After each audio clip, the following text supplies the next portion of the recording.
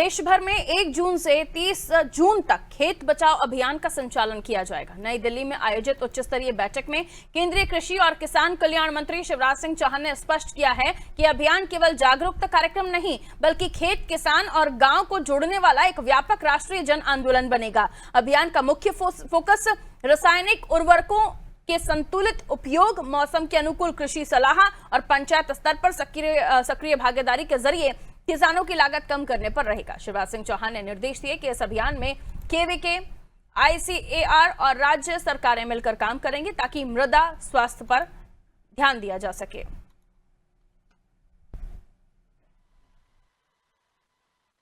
एक व्यापक पैमाने पर किसानों में जन जागरण के लिए खेत बचाओ अभियान 1 जून से, पहले हमने सोचा था 15 जून तक, लेकिन सबकी राय ये थी कि 1 महीने कम से कम इस अभियान को चलाया जाए।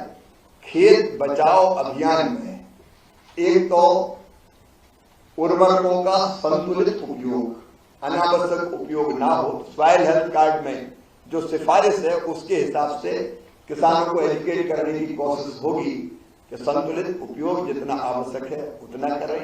एक चीज, दूसरे प्राकृतिक खेती की तरफ भी धीरे धीरे ध्यान दें, उस पर भी व्यापक पैमाने पर चर्चा हुई है। लगभग रजिस्ट्रेशन 20 लाख किसान 20 लाख में कर रहा है, एरिया 8 लाख हेक्टर है, 8 लाख हेक्टर एरिया है, तो उस पर भी ठीक दिशा में काम चल रहा है। आज हमने आग्रह किया है कि कम से कम कृषि मंत्री और राज्यों के बाकी जिम्मेदार जनप्रतिनिधि, अगर उनके पास खेती की जमीन है तो कम से कम 1/4 हिस्से में तो प्राकृतिक खेती के प्रयोग खुद भी करें।